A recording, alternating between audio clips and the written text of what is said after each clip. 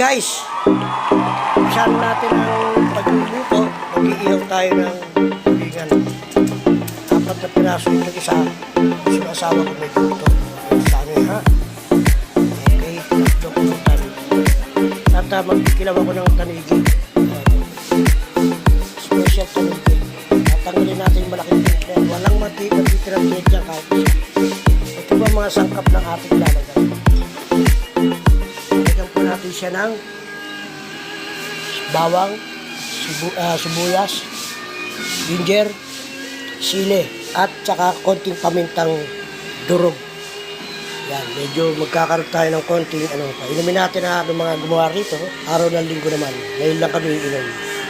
So, magpakasaya tayo ngayon.